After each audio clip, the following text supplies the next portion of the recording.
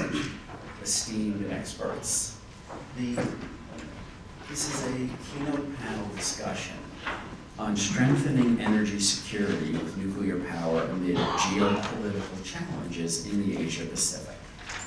And the subtitle is Role of Nuclear Energy in Securing Energy Independence and Sustainable Growth Amid Geopolitical Challenges and Increasing Energy Demands, and How Countries Are Diversifying Energy Sources to Reduce Vulnerabilities. Well, we're not going to have opening statements. I'll start with questions for the panelists, and we also want to answer any questions that you have from the audience as well. And I'll take this in the order of the names as they're listed in the program. I'll start with Dr. Leslie Dewan, the founder of Neutron Designs in the U.S. I've spoke already. And Leslie, you mentioned the supply chains for advanced reactors and security of supply. And it's not only that these reactors don't exist yet in commercial operation, but so much of the supply chain doesn't. And what can you tell us about this, including the supply chain for such different types of advanced reactors? Thank you so much for the question, Seth. So, supply chain and domestic energy security, I think, intersects in a lot of interesting ways. One area that I want to highlight actually is the lithium supply chain. It's something that I think about a great deal. There's pressurized water reactors need lithium-7 chemistry control. Some types of modern next generation molten salt reactors will need enormous amounts of lithium-7 on the order of several metric tons. And then, of course, fusion reactors will need large amounts of lithium-6. And it's not hard to separate the isotopes of lithium, but the commercially functional processes require vast amounts of mercury, and they've been banned in the US for decades and decades after there were some catastrophic spills of mercury at the Oak Ridge National Lab. And so right now, the United States gets its lithium when it's necessary for pressurized water reactors from two areas, and that's China and Russia. And those are tricky for the US to buy from a geopolitical standpoint.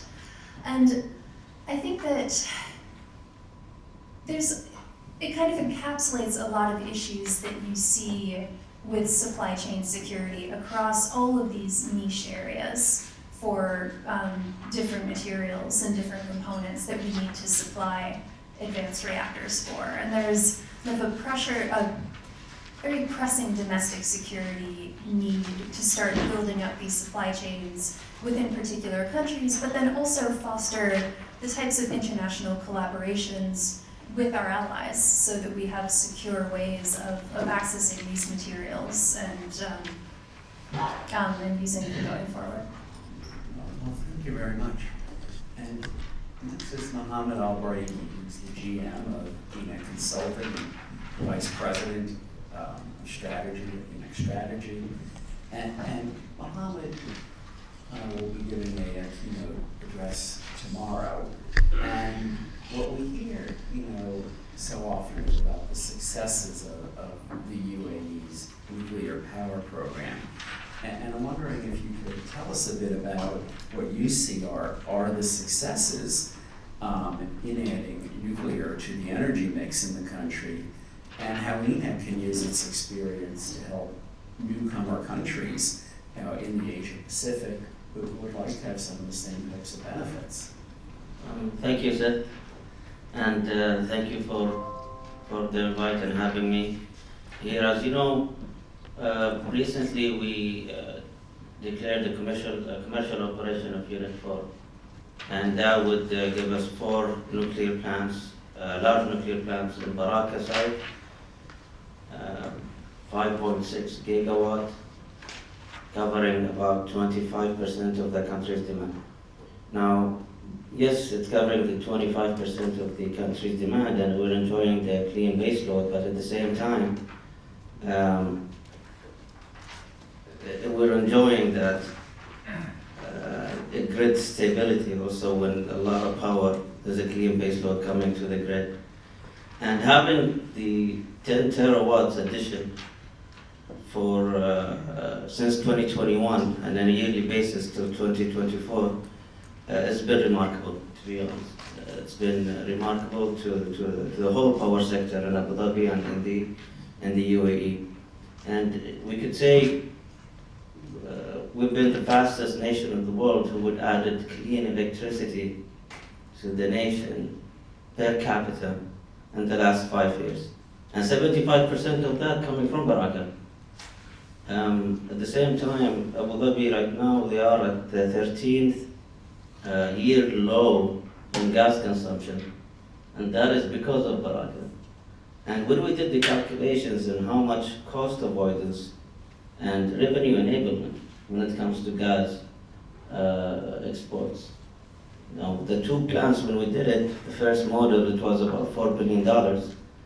About a month ago, we rerun the model, and we're about $7.6 billion now. So there are a lot of benefits adding nuclear energy as a clean base load to the grid, to the power, to the sector, and also to the nation. Now, up to the second question, Seth, on how can we help now? This program has been very remarkable, and we learned a lot from it, and it's one of the fastest, to be honest. We did the first unit pouring concrete in July 2012, and under 8 years we connected that unit to the grid. And we learned a lot from it, and the learning rate has been huge, and we've been applying that learning rate from unit to unit to unit, which is equivalent to about 40% on saving those scheduling costs from unit 4 to unit 1. And that's huge.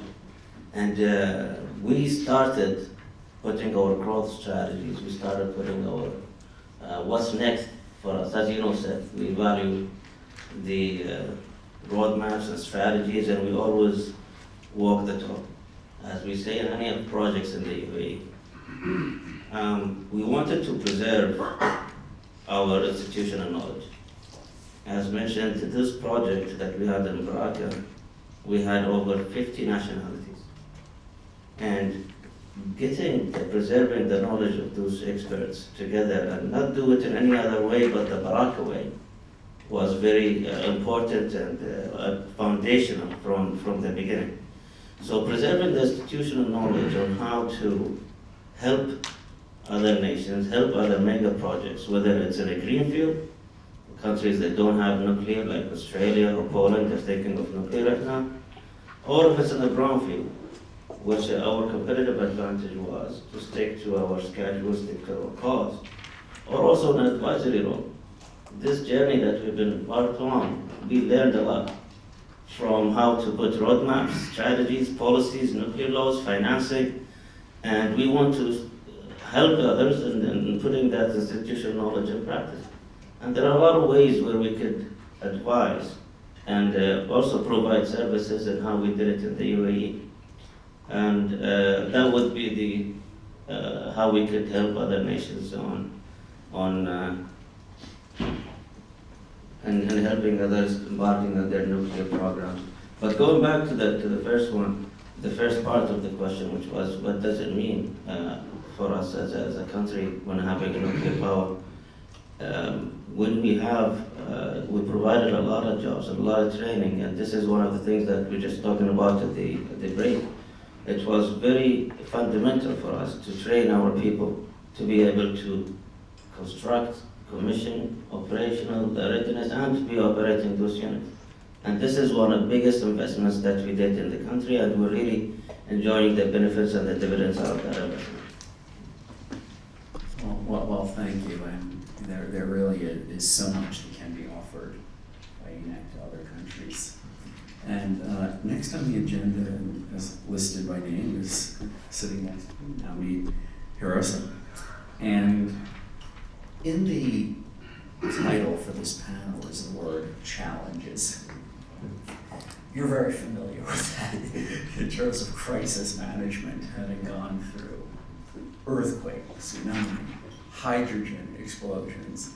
And what those of us who visited Fukushima saw yesterday was so much rejuvenation there at the site, around the area of Fukushima, and in Japan, leading, I think appropriately to yesterday, the government of Japan announcing the new basic energy plan, calling for making maximum use of nuclear power with 20% of the nation's total electricity in 2040 coming from nuclear power.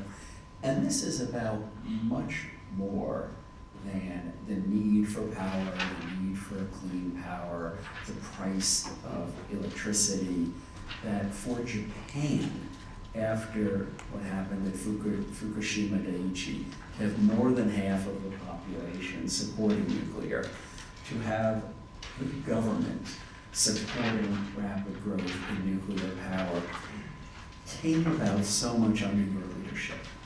And it required trust in nuclear again. It required trust in TEPCO. I think, frankly, it required trust in you. And so if you can tell us a bit about this journey and what you did, leading the people of Japan and the government of Japan to not just see the benefits of nuclear power, but the trust to go there again. Well, thank you very much. First of all, this is too much. Well, first of all, some of you visited Fukushima Daiichi yesterday. Well, taking this opportunity, thank you very much for spending your time visiting Fukushima Daiichi. Hope that for those who had visited Fukushima before, probably you found that a lot of changes you saw Fukushima Daiichi plant compared to the last time we visited. Actually, it's changing, although it's very slowly, but changing. And then probably you didn't have a chance to visit the community surrounding the nuclear power plants. It's also changing, although it's very slowly. But now, still there is a area which no one can live. The area is, shrinking. It's been 14 years almost, but still some 300 square kilometers. 2.2% of the area of the Fukushima prefecture remains those areas. And so I think it is a TEPCO responsibility to make the people live and then go back to their original home when they want. So we have learned a lot from the accident, and then we have experienced a lot. So fortunately, I've been privileged to give a chance to talk about lessons or experiences that I have since the accident. First of all, I became CEO and then president of TEPCO 2012, year and then 3 months after the accident. At the time of the accident, I was one of the managing director in charge of global business, so I had nothing to do with nuclear. And then I became the CEO. First of all, right after the accident, I became in charge of the nuclear damage compensation, which is really, really tough job. The people are really got mad, local people. It's a natural thing. Really got mad, and then cried in front of me, yelled at me, and I didn't have anything to do except just listening what they said, and then it took some time, but it slowly people started to understand that the TEPCO would not escape from this situation. That's the most important thing. Maybe that leads to the trust that you just mentioned.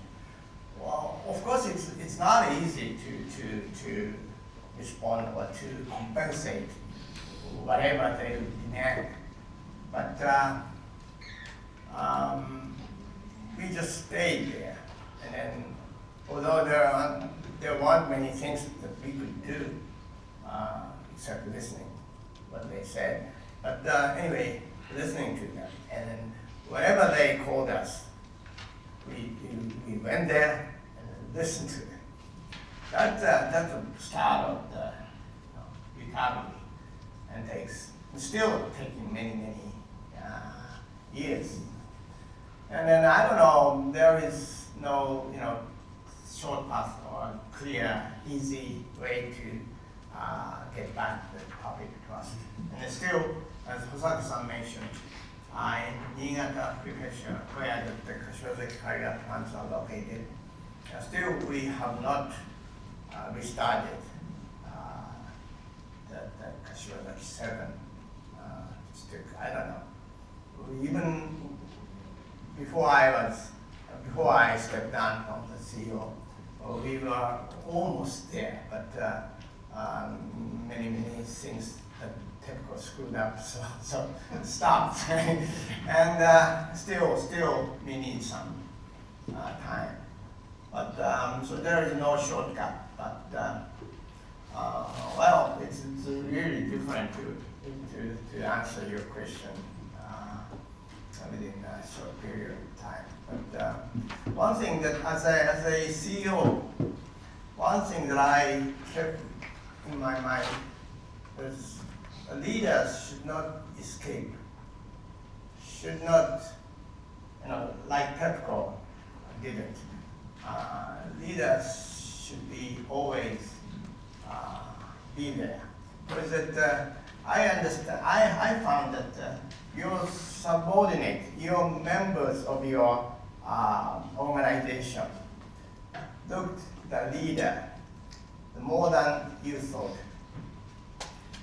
The members of your company, members of your organization are watching the leader of the organization.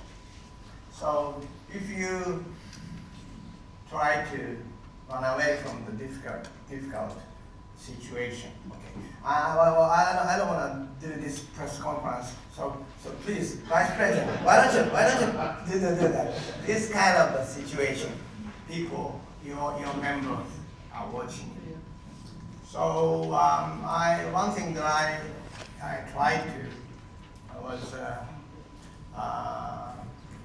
anyway, leaders should be in front, and then so that I was called to testify at diet committees for 200 times.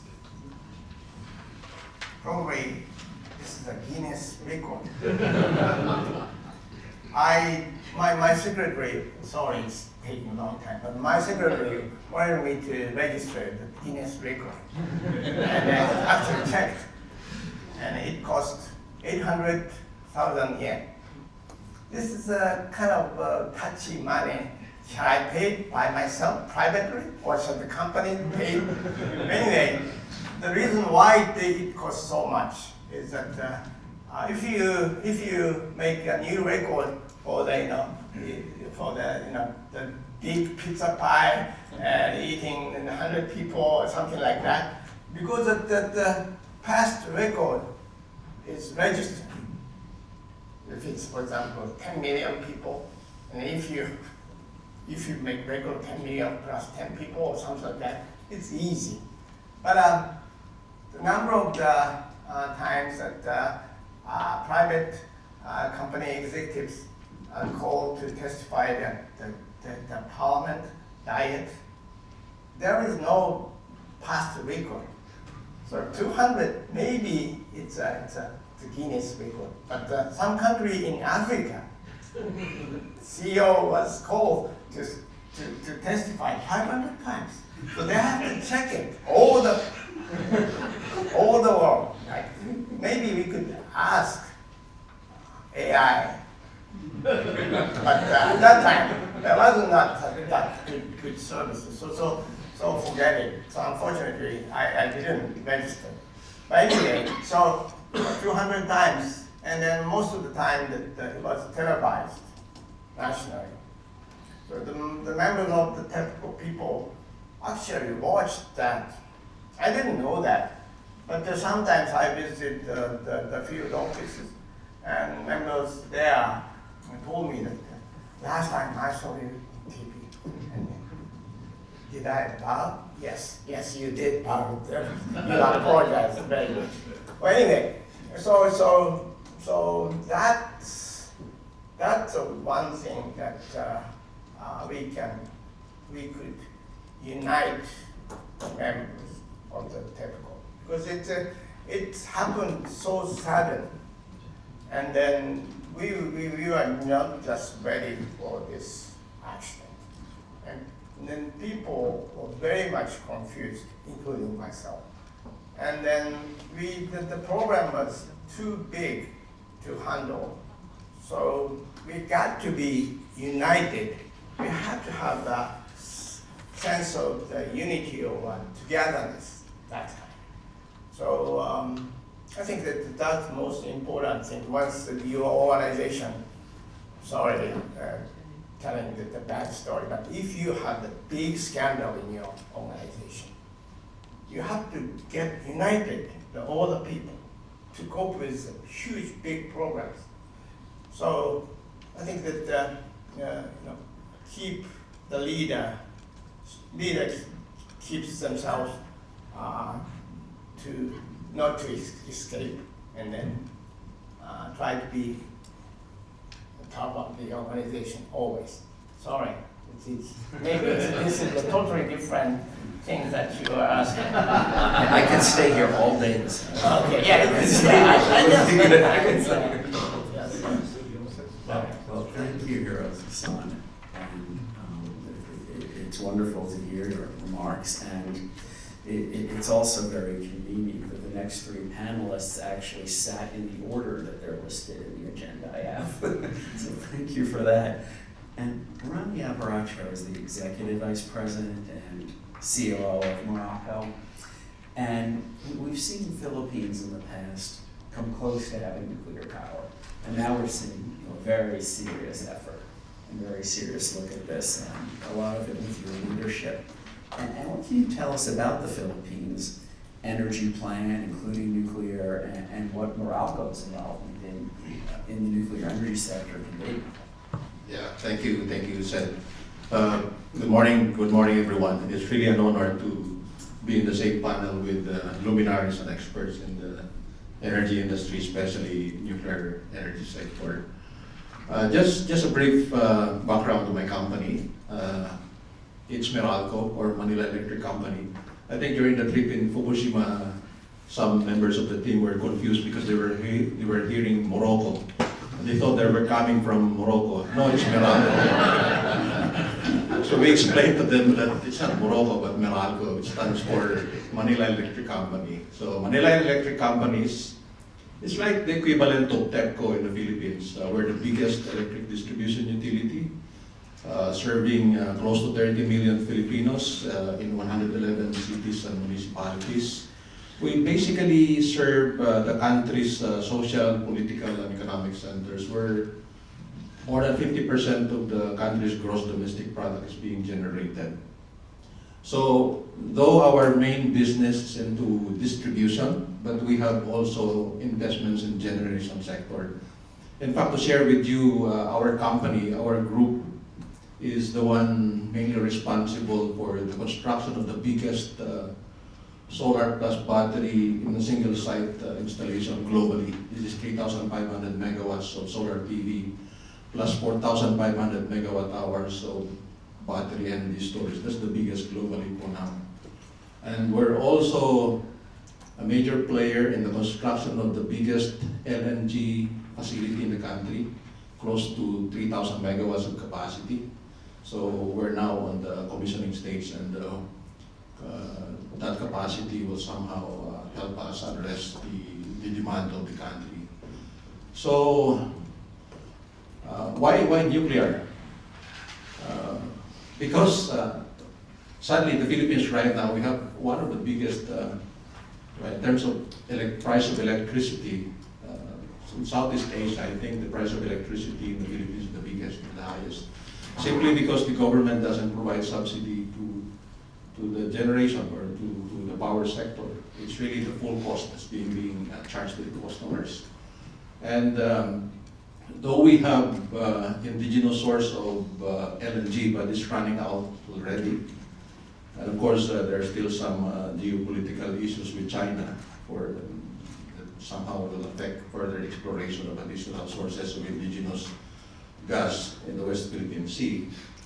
And also, we have already some sort of exhausted the hydro as well as the geothermal sources of energy in our country. And since 2020, there's already a moratorium against building new coal-fired power plants. And yes, we have renewable, and we have set a very high target of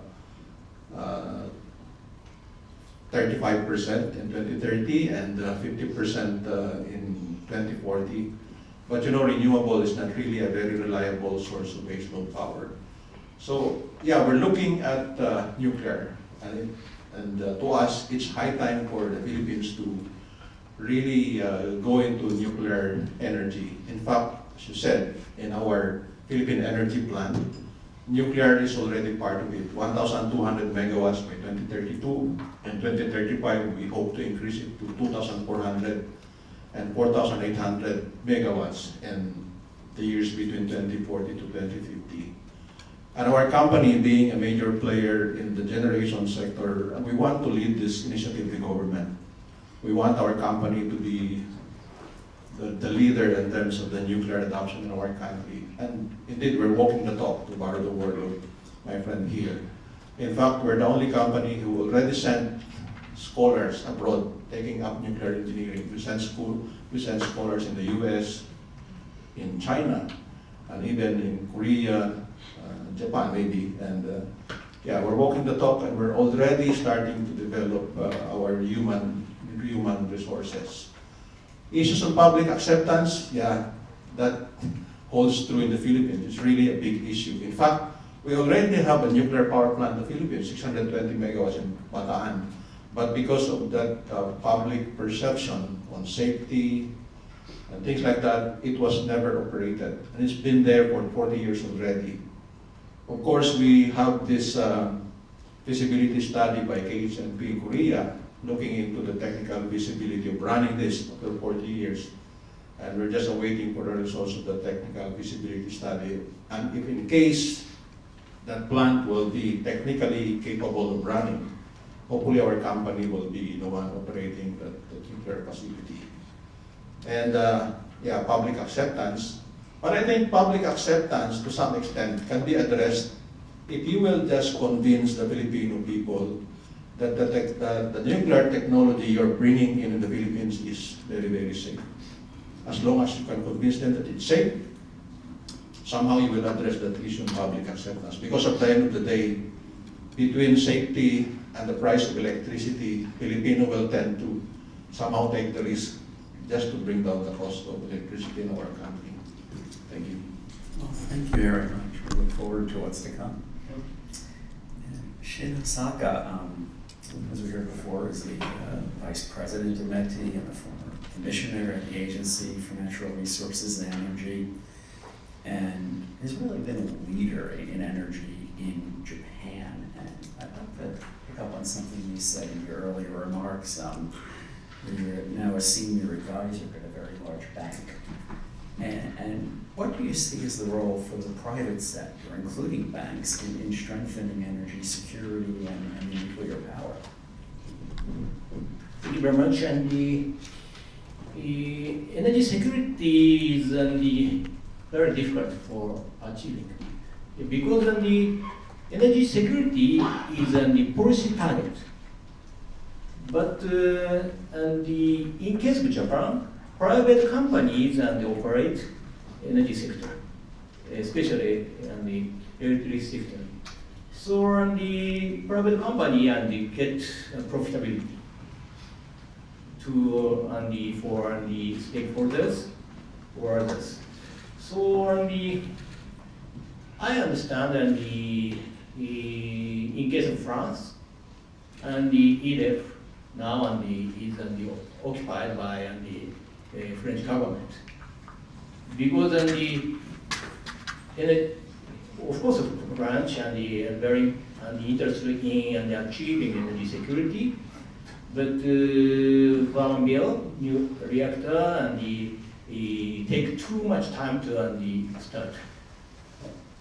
So finally, under France government maintain the electricity cost for consumer and the French people. So finally, the EDF is operated, not operated, it's occupied by the French government. But in case of Japan, Japanese government has no plan to occupy the utility company, private utility companies. So it's very, very difficult for achieving the energy security. And 2012, the Energy Agency decided to get the liberalization of the electricity system. So it's very difficult for the utility company to cover the electricity fee and the electricity cost to continue to operate the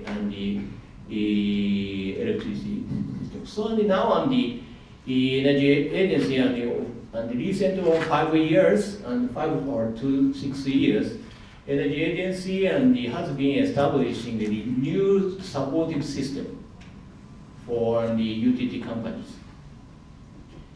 Because the inflation already started, and the politician and the Japanese and the Prime Minister office want to maintain the low prices of the electricity. But utility company want to enhance the electricity fee. So it's the paradox. So the Energy Agency decided to support electricity not cost, but decarbonized electricity source such as the nuclear and renewable energy has value to in terms of decarbonization. So the Japanese government decided to such the electricity source to be supported by the auction. So such a system is necessary for the emerging country to think of and establish new nuclear reactors. So we have to we can share the view of the experience with the emerging countries. So if you want the emerging country to feel free contact us, contact me or contact the Japanese agency and the finance sector such as the Megabank. Thank you. Well, thank you, Hosaka-san. And Francois Morin is the director for China at the World Nuclear Association.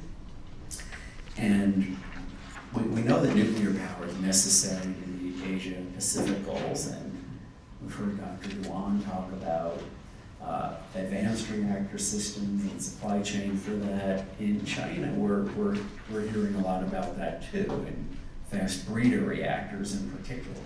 And can you tell us about what you're seeing in advanced reactors, particularly in fast reactors in China? Thank you, sir, for inviting me.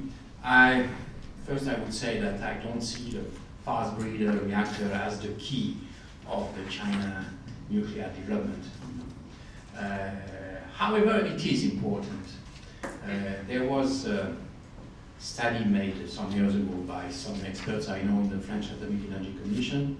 I had the opportunity to work with them, and they made a very detailed calculation how should we implement in a nuclear network the fast breeders.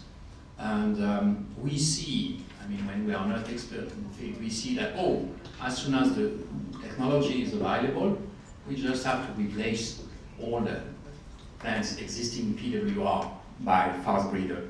In fact, no.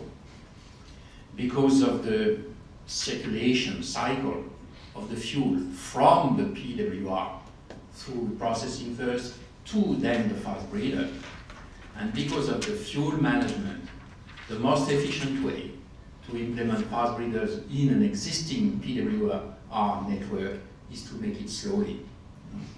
For France, for instance, which has 60 reactors, that means that we might put one fast breeder in 1 year. Then 5 years later, a second one.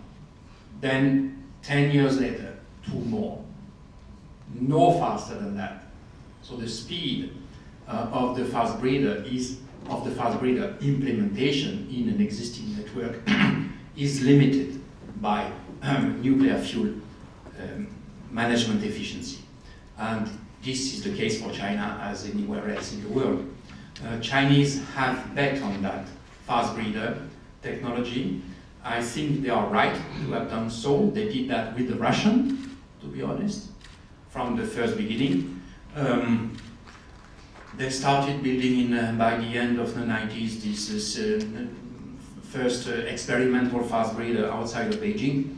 I remember I visited that site with Russian engineers, and they were looking everywhere on what we were shown, and they were telling me, hey, Francois, that is Russian. And so I asked the guy who was leading the visit, say, no, this is all Chinese. In fact, no, it's not. Even the existing 2 reactors under construction right across Taiwan Strait in the Xiapu, these 2 reactors are based on Russian technology. And this is so obvious that even the fuel has been delivered for the first unit by the end of 2022 by the Russians. And they are now delivering for the second unit. And they are extending the plan to deliver fuel for further loads, and not only for the first time. So, yes, there is a strong collaboration between China and Russia. First, on the strategy. Fast breeders must be included somewhere and somewhere. Yes, we have to do it slowly. It is so slow, the speed is so slow that the French, in fact, who were the first in having developed at a commercial level the fast breeders, you know that they finally declined the technology and they stopped all what was running quite well. And even quite recently enough, in 2019, the president even shut down, closed the research on the fast breeders. We had spent already millions of euro. And so, because it seems to be remote, many countries are not considering. And China, because China is looking far away, China is considering. It is tiny, it will remain tiny for a while, but it is extremely important. Thank you. I asked Christina earlier how I would know when the time was running out for the panel, and she said I would see her waving her arms. So I haven't seen that. So I think we have time to go towards some audience questions. Yes, please. I just want to refer to what our speakers mentioned today. For example, Tanaka-san mentioned 2025 as a nuclear year, and I cannot agree more. Dr. Leslie, Hirose-san, and Hosaka-san. There are 3 themes that I think were common from our speakers today. When you address a nuclear program, there are 3 things you got to look at. One thing is the skilled labor. There's some shortage on that we need to address it. Number 2 would be we need a resilient supply chain, which is a very important topic. Now, with the old Renaissance and the new projects that we see coming, there's a lot of pressure on the supply chain that we need to address. Whether we invest, whether we see how we could expand on that point is very, very important. And third one is financing. Now, financing, from that part, last September I was in New York during the New York Climate Week, and we facilitated a process to encourage the financing and to unlock that element when it comes to nuclear. And we signed about 14 large banks supporting the financing of nuclear renaissance happening all over the world. And that happened after COP28 back in Dubai, UAE, where now 31 countries signed the pledge to increase the capacity, to triple the capacity of nuclear worldwide, which is now we see a lot of advocacy happening towards nuclear, and a lot of banks are starting to finance it, and we could see it coming through. And going back to that, 3 items that I mentioned, that goes hand in hand with the wrap, if you wrap around it, the whole advocacy and public opinion, as mentioned as a challenge from the presentations that we see. And we did a lot of work in that sense. You know, Seth, our public opinion poll, we do it every year, and we are at 82-84%. That came with a lot of engagement from public, a lot of outreach programs. So, in a nutshell, I just wanted to mention those common themes that I see, and I agree with Kanaka-san. 2025 is a nuclear year, and we all need to work together to support each other to see how we could make that a success. Fantastic, thank you so much, Mohamed. And so first, any questions or comments from the audience? No, if there is no question, just 2 small things regarding financing. China has no problem in financing, and I don't believe that financing is a problem in general. The problem is what we expect from financing. If we expect a short-term return, yes, this is the problem. But the word financing by itself does not contain short-term return. You know, if you agree to have a longer-term return on investment, so there is no financing problem. And it's why the Chinese nuclear industry, average, has a yearly profit of 7%. So this is, and the second thing I wanted to say is about public acceptance. We don't know in China the exact level of the public acceptance. But if I look at the other countries in the world, it's not the public acceptance which is the problem. The problem is the acceptance by the governments. Because in many places where the public favors nuclear development, the government doesn't agree to do it. This includes Japan, first, as we've seen this morning. It includes Taiwan. It was the same for a while in South Korea, where the people was in favor of developing nuclear, and the government was against. It was the same in Sweden, and the same in Switzerland. And in Sweden and Switzerland, and in South Korea, in fact, the public could reverse the opposition of the government. So we should not see the things, just we have to convince the public. No, public is quite easy to convince. The problem is to convince the government. And the last point I wanted, because you asked me about the fast breeders, yes, there were some media propaganda in the US particularly around these fast breeders being under construction in Xiapu in front of Taiwan. They say, oh, the Chinese, they want to do that because they want to increase their plutonium to manufacture more nuclear weapons. And I was asked by many US journalists about what that.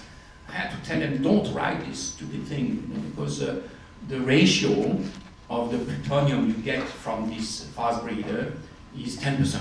You have to put 100 to get 10. So, and then there are so many complex technical questions.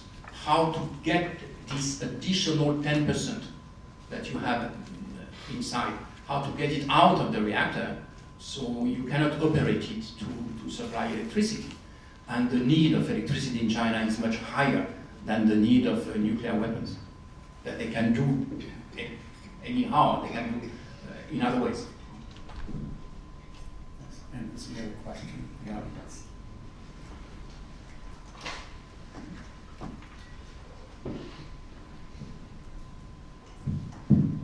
Yeah, thank you. Yoko Imama from GRIPS. Anybody, I'd like to ask about waste disposal. You know, that's another very important aspect of nuclear energy. I mean, operating a safe nuclear plant is one thing, but a lot of countries, including Japan, struggle with finding an ultimate storage place for nuclear waste. I think Finland is the only one that has managed that problem in sort of a acceptable way to the people. So I'd just like to ask, you know, if you have any ideas about how to solve this huge problem. Would anyone like to start? You can start. Sure, I'll start. I don't think it's a huge problem. And I think it's more a political issue than it is a technical issue. And when we talk about toxins, substances that we need to handle safely, there are many in our modern world. And if all of the energy used to power a life in the Western world were provided by nuclear power to produce all your food, everything that came from factories attributable to you, transportation, everything, the amount of nuclear fuel would approximately fill a can of Coca-Cola. And that would be the amount of waste in its solid. And most of that would not be high-level waste. Most of that, about 94% would be uranium that could be reused.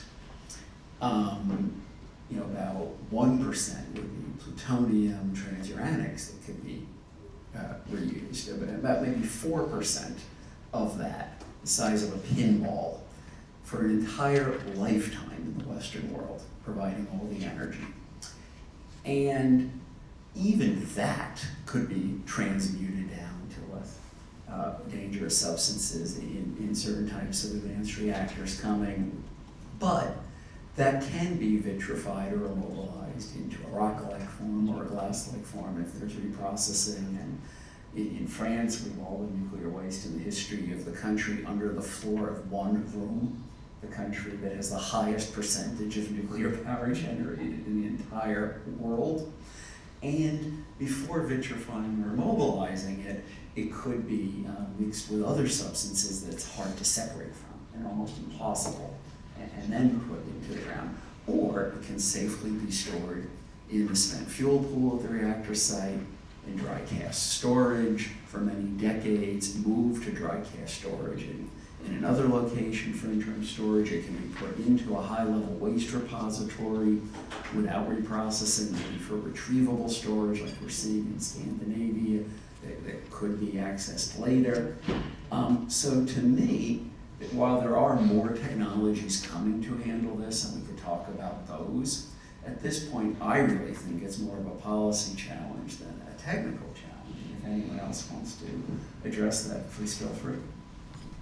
Yeah, and I understand that of course, Finland and France and already decided to site for the waste disposal, and maybe UK already announced and the roadmap of the disposal waste. So I believe that the UK will be finding a site for the disposal waste and the one through type of the sites. And in case of Japan, Japan adopt reprocessing the style of the disposal, the decommissioning. So now Japan has the 3 sites for the literature and the survey.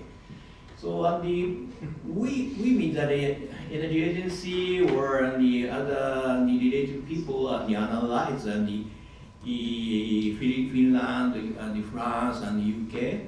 And first of all, the government has to explain and the residents in detail and the politely. And compared to the nuclear power plant and the west side of the west and the disposal is not easy, but it is easy to operate, control, and in terms of the security, safety. So now the Japanese government and the has been explaining and so many sites, so many area in detail. And of course, the Japanese government already checked and the island, no residents on the island. Yeah, so we have to, it's very difficult for a government to manage this disposal issue, but I believe we can find it. And it doesn't have to find it. So I don't know, each country's situation in detail, but I recommended each country to explain and politely and technically and in terms of safety. It's better. I will adjust shortly two things. Side problems of this depository of waste, so-called waste.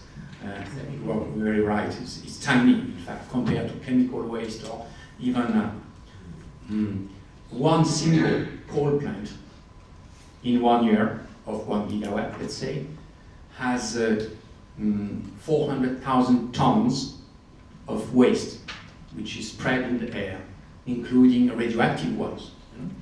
Quite high radioactivity sometimes. And the whole nuclear industry in the whole world, for the whole history of it, has altogether 100,000 tons. So it's 1/4 of one single coal plant in 1 year. So it is extremely tiny. And the two side things I wanted to say is about financing and transport. It's fine, it's pre-financed. I don't know in Japan, but in many countries, the utilities, they get some money from the users and they spare that in a fund which is dedicated to spent fuel reprocessing or depository, etc. And the last thing I wanted to say was I forgot. No, yes, the financing and I really forgot. I had something else in mind. Yeah, and so I'll just say that the nuclear waste is all in a physical form, and it all can be handled safely. And the coal, soot, and pollutants that go into the air go to a permanent repository in your lungs. The nuclear waste doesn't. I remember I wanted to say about the shipment. It's a side problem somehow.